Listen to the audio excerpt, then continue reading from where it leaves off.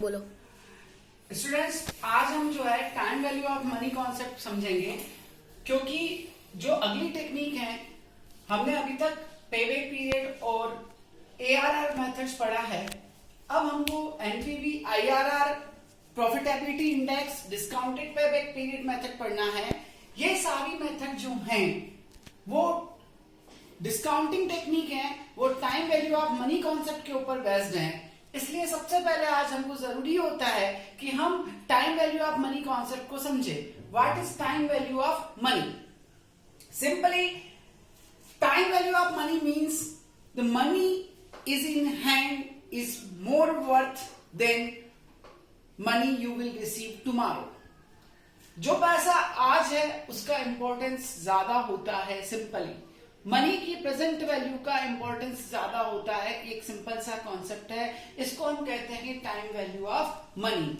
Simple शब्दों में अगर मैं आपको समझाऊं तो अगर आज आपके पास 1 रुपीज है, 1 साल बाद अगर आपके पास 1 रुपीज है, 2 साल बाद अगर आपके पास 1 रुपीज है, 3 ईयर के बाद अगर आपके पास 1 रुपीज है, तो जो ये 1 साल बाद, 2 साल बाद और 3 साल बाद जो आपको 1 रुपीज मिल रहे हैं, उनकी आज की वैल्यू जो है वो 1 रुपए से कुछ भी कम होगी। इस कॉन्सेप्ट को अपन कहते हैं टाइम वैल्यू ऑफ मनी। जो 0 ईयर में आज आपके पास 1 रुपीज है, उसका वैल्यू 1 रुपीज के इक्विवेलेंट होता है।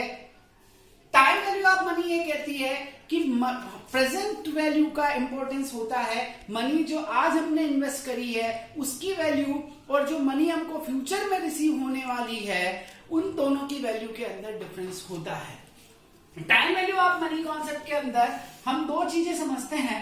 एक, सबसे पहले प्रेजेंट वैल्यू कॉन्सेप्ट समझते हैं, दूसरा फ्यूचर वैल्यू कॉन्सेप्ट समझते हैं। 1 रुपए की जो फ्यूचर में आपको रिसीव हो रहा है उसकी आज की वैल्यू क्या होगी, इसको हम कहते हैं present value. The money which you will be receive after an year, what would be the its present value? This concept is called present value concept. Money which you will invested somewhere today, how much you will receive after an year, what would be the worth of that money, which is called future value. Present value is discounting value, but future value is compounding value. Simple terms, present value जो होती है वो discounting value होती है, future value होती है वो compounding value होती है। future value से मतलब है कि यदि मैंने आज बैंक में एफडी कराया है, after an year, 2 year, 3 year, 4 year, 5 year, how much money I will receive, this value will be called future value. But I will receive 5,000 rupees after 5 years. What is the real worth of this 5,000 rupees today? It is called present value. Present value का importance ज्यादा होता है। Present value discounting value होती है। क्यों? इसके reason है, या time value of money concept क्यों एग्जिस्ट करता है, या वेल्थ मैक्सिमाइजेशन थ्योरी या वेल्थ मैक्सिमाइजेशन ऑब्जेक्टिव के अंदर time value of money concept को क्यों कंसीडर किया, इसके पीछे कुछ बेसिक रीजन है जो मैं आपको बताने जा रहा हूं। सबसे पहला रीजन होता है री इन्वेस्टमेंट अपॉर्चुनिटीज।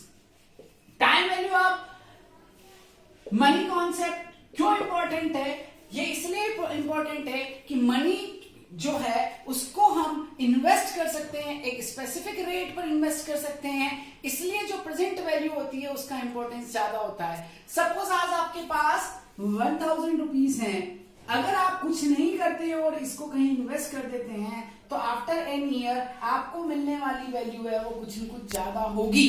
इसलिए जो है time value of money concept का इंपॉर्टेंस ज्यादा होता है, बिकॉज री इन्वेस्टमेंट अपॉर्चुनिटी होती है। दूसरा चीज, फ्यूचर इन्वॉल्व रिस्क होता है। जो फ्यूचर में मनी आपको मिलेगा उसकी गारंटी नहीं होती है, इसलिए लोग प्रेजेंट मनी को प्रेफर करते हैं, इसलिए टाइम वैल्यू ऑफ मनी का इंपॉर्टेंस ज्यादा होता है। तीसरा, इन्फ्लेशन।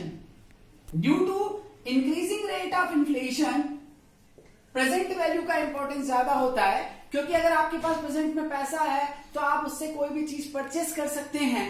तो इन्फ्लेशन के कारण आपका जो, अगर आपने कोई चीज परचेस कर रखा है तो उस प्रेजेंट वैल्यू की इंपॉर्टेंस आपकी ज्यादा होगी।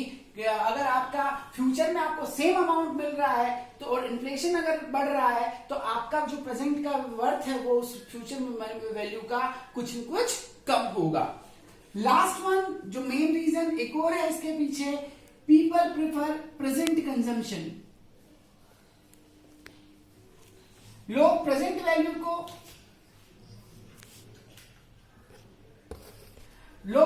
वैल्यू को इंपॉर्टेंट इसलिए मानते हैं कि आज पैसा है तो लोग प्रेजेंट में उसको कंज्यूम कर पाएंगे। आपके पास फ्यूचर में पैसा आने वाला है लेकिन आपको आज कोई भी गैजेट्स रिक्वायर्ड है, आपको कोई चीज रिक्वायर्ड है, आपके पास अभी पैसा नहीं है, आप उसको नहीं खरीद पा रहे हैं, तो आपका उसका इंपॉर्टेंस इतना, उस पैसे का जो फ्यूचर में आ रहा है उसका इंपॉर्टेंस आपके लिए अभी इतना नहीं होता है। इसलिए जो लोग हैं वो प्रेजेंट वैल्यू को ज्यादा कंसीडर करते हैं।